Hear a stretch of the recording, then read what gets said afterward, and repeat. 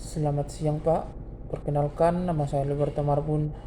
Saya dari kelas reguler 3A, Prodi Ekonomi Pembangunan.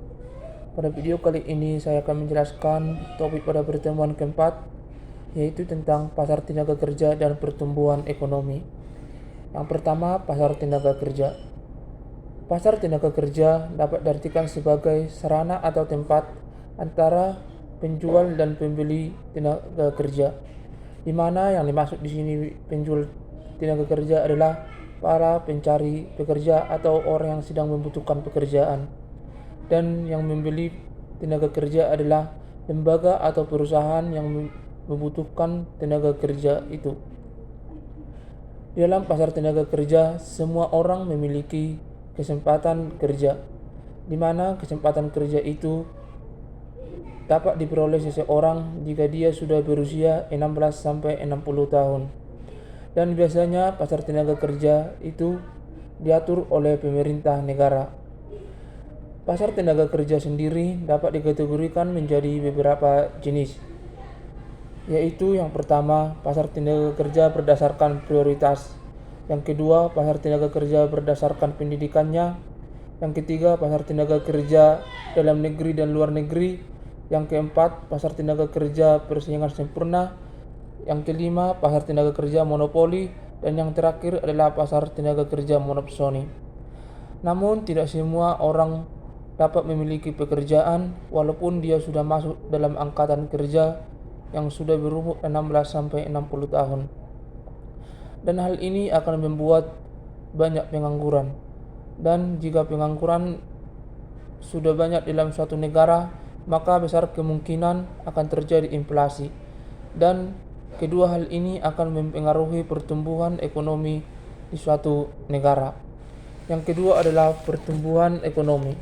Pertumbuhan ekonomi dapat diartikan sebagai peningkatan atau kemampuan dari suatu perekonomian negara dalam proses memproduksi barang dan jasa.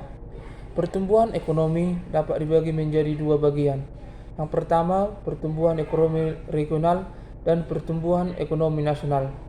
Yang pertama, pertumbuhan ekonomi regional. Pertumbuhan ekonomi regional merupakan pertumbuhan ekonomi yang menjelaskan tentang perbedaan pertumbuhan ekonomi di setiap wilayah yang berbeda-beda.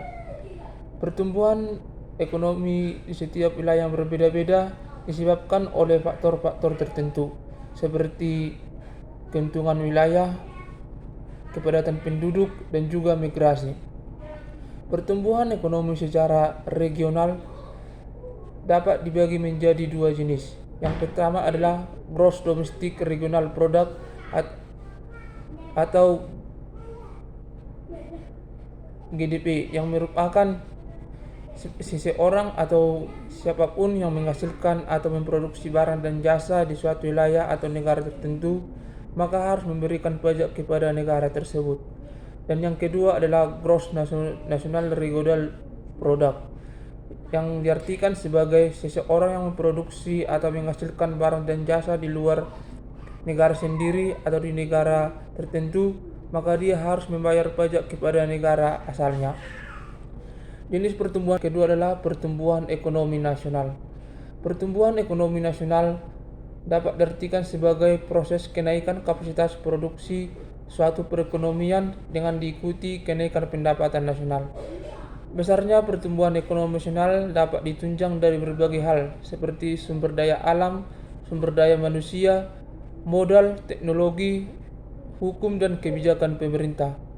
Pertumbuhan ekonomi secara nasional dapat dibagi menjadi 4, yaitu PDB, yang kedua adalah GDP, yang ketiga adalah PNB, dan keempat GNP.